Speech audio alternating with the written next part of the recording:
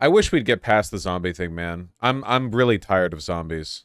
Have you seen The Thing? Yeah, I've seen The Thing. Yeah, I watched I Am Legend. I think we're mostly past it. Yeah, I hope so. I've said this before, but I've always felt like zombies are kind of like a reactionary monster threat because they call upon like the fear of the crowd, the fear of the masses. I've always felt like vampires are the really good monster to focus on because they're literally caricatures of like bourgeois aristocrats in like medieval Europe, you know, like decaying vampires in their Victorian castles, like preying on the countryside. I want more shit like that, dude.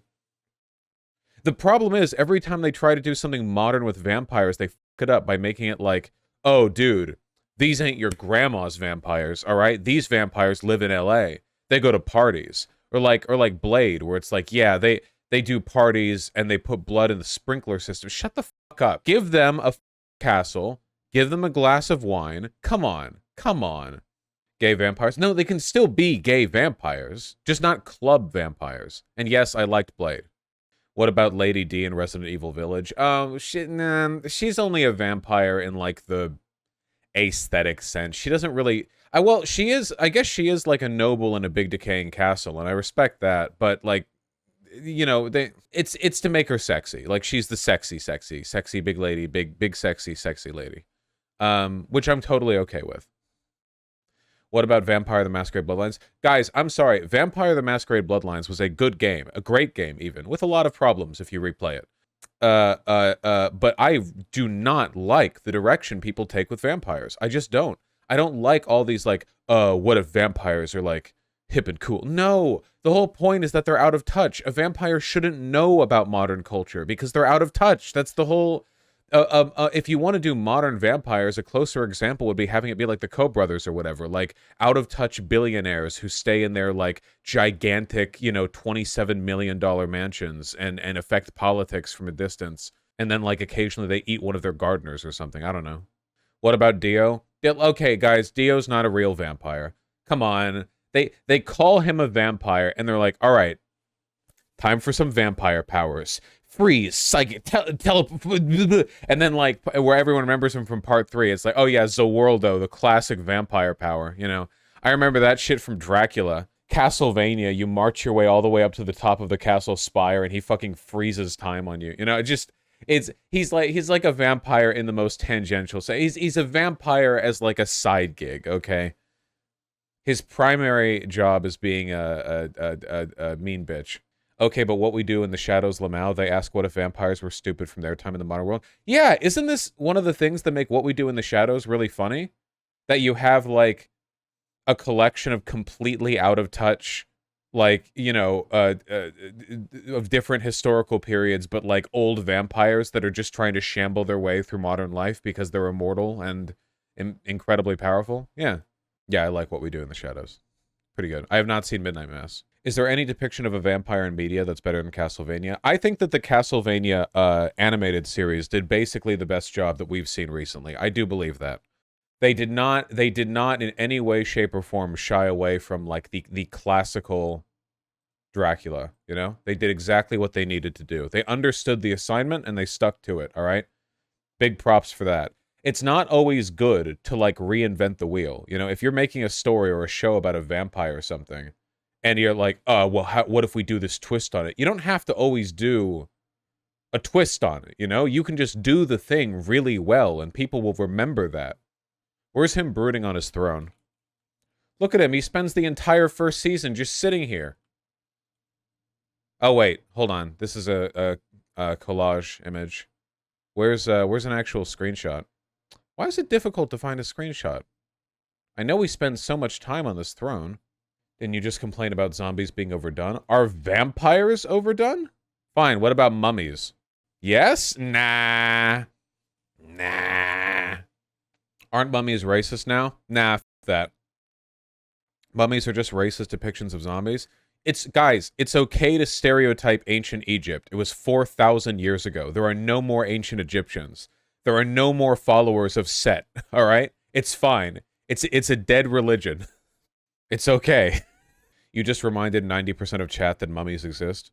I guess the main problem is that mummies aren't really interesting.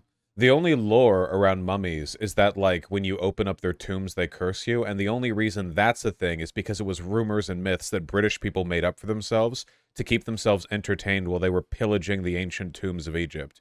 You know? Like, like, all of the lore around mummies is basically a bunch of guys going like, "Oh, you think they'd curse us for opening up these 4,000-year-old tombs? Keep digging!" Like, and like that's the lore. Like, there's not really like this storied, you know, like lore to pull upon for that particular kind of monster. It's just like, oh, what if they were vindictive and they cursed you?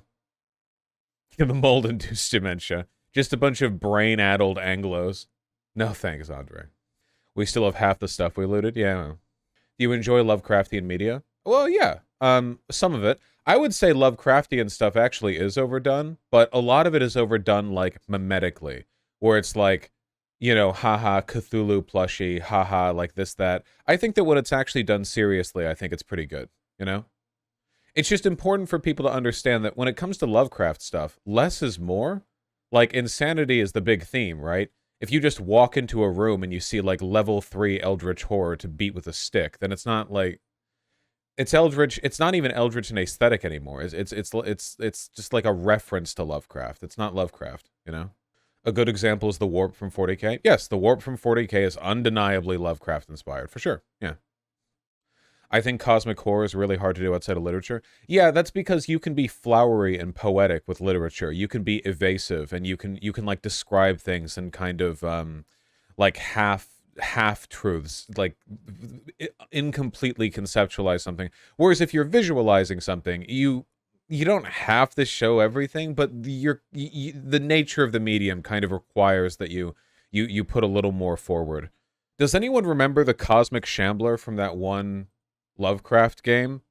Cthulhu Cosmic Shambler. There was this, like, I think it was like a double-A game that came out a while ago where there's like a dude who comes out of a painting, and it's like, I don't know how better to put it than this, but like the whole like lead up to the quest is, oh, there's like this creature called the Cosmic Shambler, and ooh, it's spooky.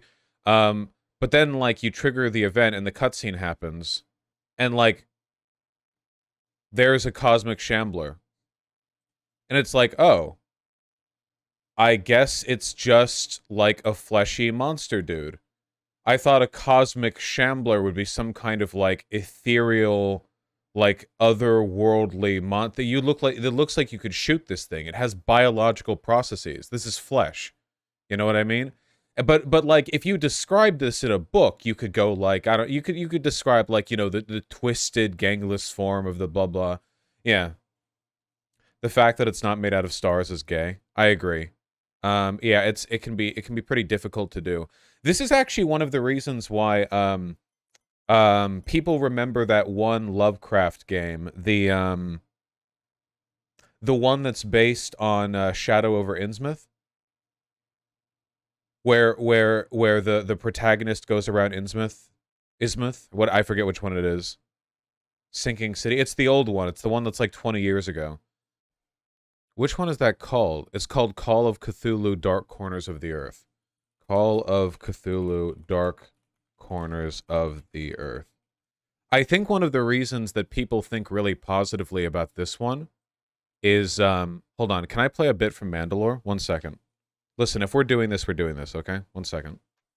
Mandalore Gaming, my beloved, how are we doing?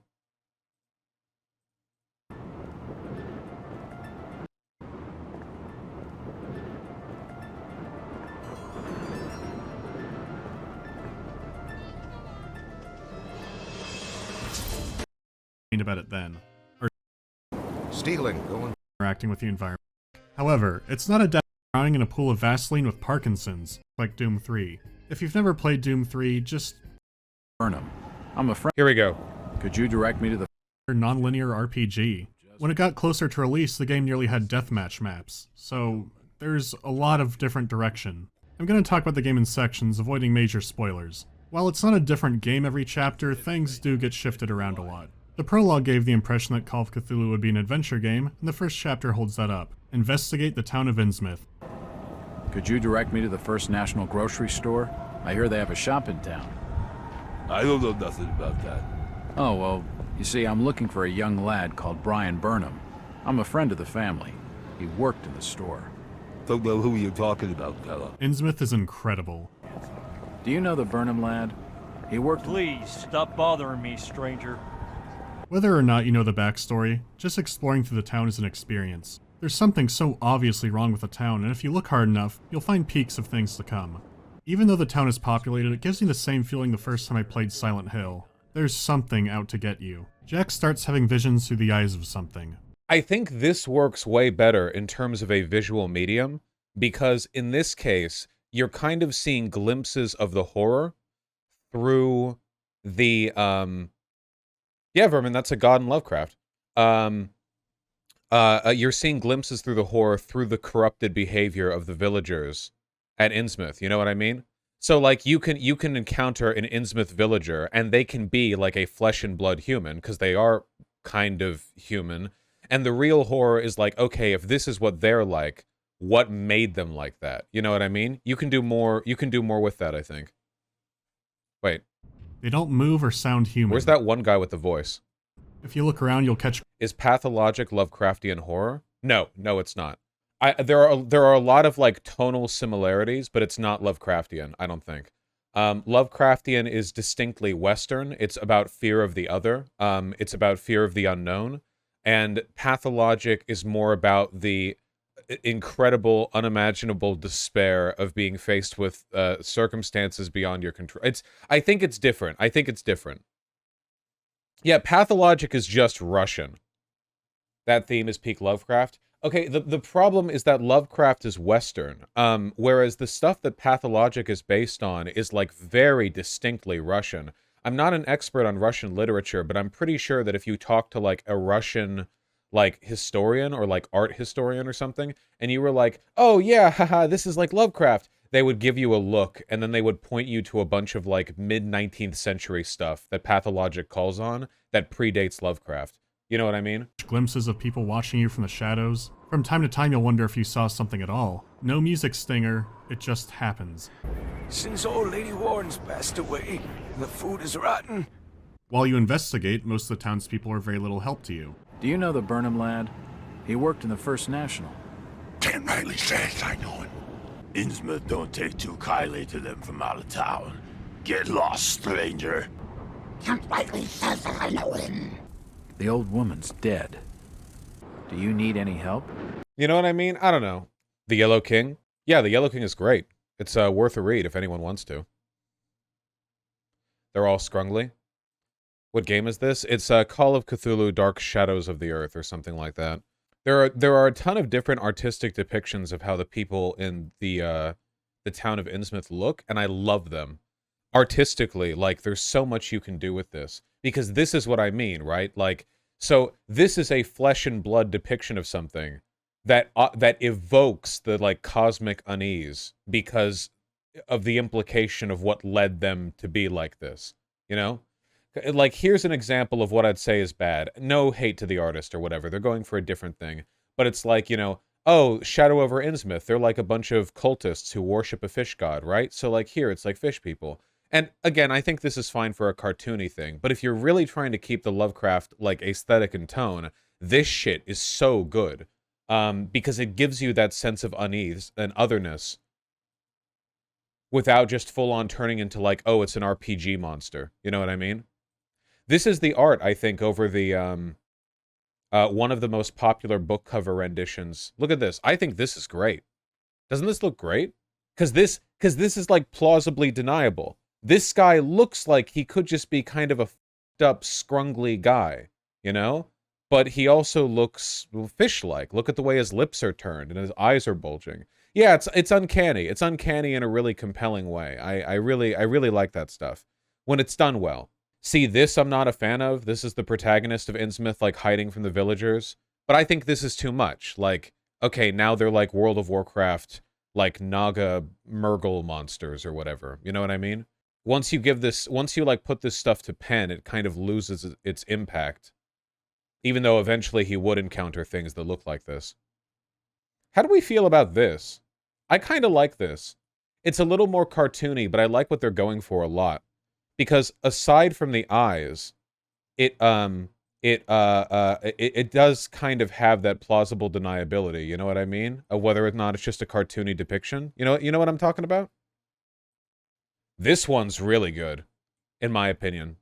Because it isn't plausibly deniable, but the guy is so like, oh man, look, one of his legs has fishified more than the other, so he has a tin can strapped to the bottom of one of his feet. This is really good. Is this cosplay? This is so good.